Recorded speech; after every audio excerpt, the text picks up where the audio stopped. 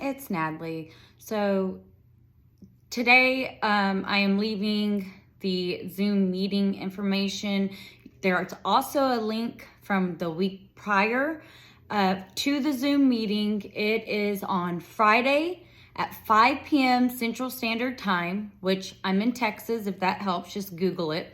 And I know a lot of you guys are outside the United States, in the UK, and I think we had someone from Brazil last time and some other places. So I'm really sorry because it's kind of late for you guys. I apologize, but it's just the time that works best for me since I have a child. So the Zoom meeting ID is 876-5633-5571. The passcode is 856955. And also, I want to say, if you join the meeting, you're going to I have to vet people from now on. The reason being is because somebody sat through a meeting last Friday, didn't say one word, didn't say who they were. It was a random generated number by Zoom. It was not a name like everyone else had. I did not see that this person snuck into the Zoom meeting because they didn't talk. And when you don't talk in the meeting, from my point of view, is that you're at the very bottom. And every time someone talks, they get bumped up. So I never really discovered that person at the very bottom until everyone was logging out. And more than likely, it was my mother-in-law. Like I told you guys, she's had a private investigator follow me. And so I want to make sure that no one's mother-in-laws are getting in, especially mine. And also, I don't really give a damn if she did get in. You know what? Good. Maybe she can hear what the hell she put me through and what other ladies are going through because of their narcissistic personality disorder. So no, I don't care. And that also brings me to the question that I get a lot is, does your in-law know that you have your channel and support meeting group? I don't know. I don't care. You have to understand where I am in my healing journey. I am almost 4 years out, 3.5 years of no contact. And I think at first I was a little nervous that she was going to discover it because I know that she's a stalker.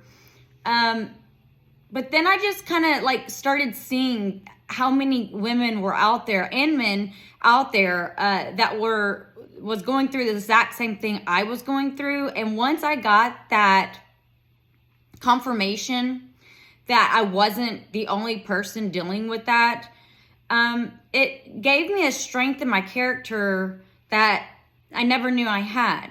So it went from me, making YouTube videos, just trying to express my frustrations and trying to reach other people, to, oh my gosh, this is helping people heal. And those people healing is more important to me than her discovering that I have a YouTube channel or a support group. Because you guys healing means so much more. You guys being able to relate and get the, I don't know, just if you want to call it the confirmation or the acceptance or whatever you want to call it. That to me, you getting that acceptance through me, the confirmation that you're not alone, that is way more important than anything that could ever threaten me when it comes to my narcissistic mother-in-law. And honestly, I really hope that she does find it. The reason being is because, well, actually, let me say this. If she had found it, she's not going to say anything. You know why she's not going to say anything? Because she knows what I'm saying is true. And it makes her look like a horrible witch. And she knows if she went around telling people that I had a YouTube channel and a support group, people are going to sneak in of her that are associated with her, see my stories, see other people's comments, and they're going to start looking at my narcissist like the horrible individual that she is, even though she's so godly. And yes, I'm going to do, It's been months. I keep saying it. I'm going to do a video on how narcissists use religion to manipulate you, to skew any scenarios or any reactions that you give, to skew the reality that we all live in. Oh, well, God wouldn't want that. Yeah, whatever. You know what? You're going to be answering to God. And I like to picture this. I like to think that when she thinks she's going to heaven, because she ain't, that God's going to sit her down in a chair with a big screen of some type. Maybe it's the sky that he opens up and shows her all the horrible things that she has done to people, and especially me and her son. And then God's going to say, I damn you to hell, because that's the only place demons belong. But anyway, that's enough of that. And I just wanted to give you the Zoom info and answer that question that I get asked every day. Does your mother-in-law know? Probably. And I am past the point of caring. After 22 years of this lady abusing me and her child, really, like I said in the past, I can't, when she dies, I'm going to take a big old fat hot cream pie all over her grave. Okay? And some people are like, what's that metaphor for? It's not a metaphor. It's not. And call me gross, call me disgusting, whatever you want to call me. I don't really care. You guys have no clue what this lady has put me through. Like, you think your situation is bad. Try 22 years. Because I always talk to ladies that are like 2 years in, 5 years in, maybe 10 years in. And so imagine your situation times whatever to equal over 2 decades. And all the horrible stuff that she put me through as a teenager, in my 20s, now in my 30s. And I promised myself, she ain't doing that whenever I'm 40, in my 40s. No, honeybee. That ain't going to happen, because you know what? I'm a grown-ass woman. And I ain't got time to play no games with nobody. I have a nuclear family that I created. And because she lost her identity, she uses that as a weapon now, trying to steal my family so she can play mommy and be disgusted. And everyone can look at her like a disgusting human being because she has an incestuous relationship with her son emotionally.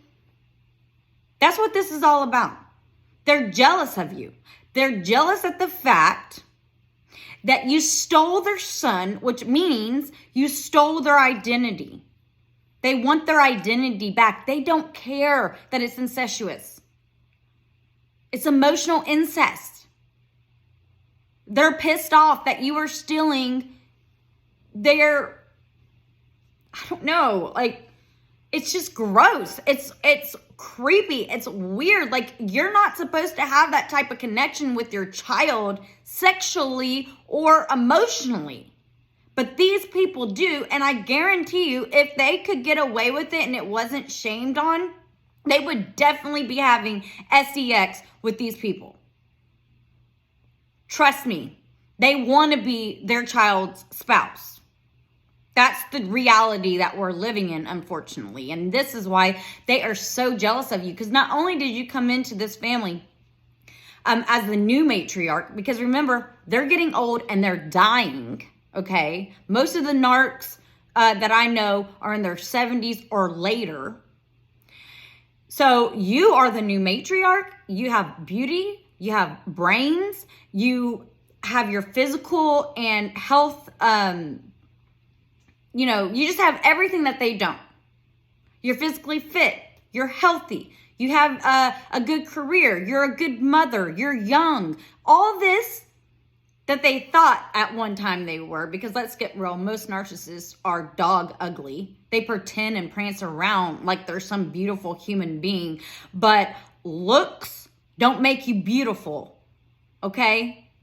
Looks are the last thing that makes you look like a beautiful person. Your soul, your consciousness, just the good nature and good person and the good things you do in life and just everything that that is positive makes you a good person, makes you a beautiful person. I don't care how beautiful you are externally. If you walk around acting narcissistic, you are an ugly, ugly human being. And in my case, my mother-in-law both is physically unattractive and spiritually and emotionally unattractive and psychologically unattractive. Even though she prances around like let's just put it this way. When she got a facelift, my husband had to tell me that we weren't allowed to say anything about her being gone.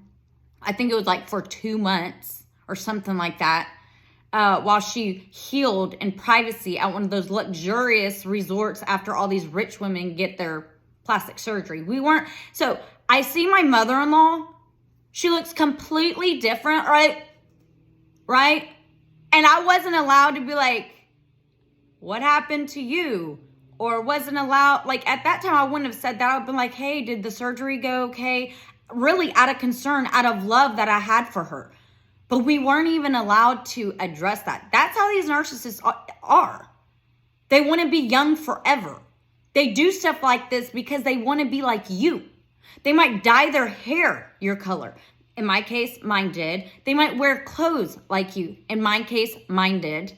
They might start acting like you. They might become animal lovers. Whatever it is that you're into, they will start having an attraction to whatever you're into to be just like you. Because that's what this is all about, is that they're envious they're not you. They're envious that they are not their child's partner. They're envious that you're a good, beautiful human being. All right, guys. I made 3 videos. I'm so self-conscious about posting videos, and I've watched them all, and I don't know. I just, like, sometimes I get in the zone, right? And then other times it doesn't feel like I'm in the zone, and I'm just kind of rambling, telling stories and this and that, and I don't think you guys are really interested in that. And I try to leave like a positive message too within my videos.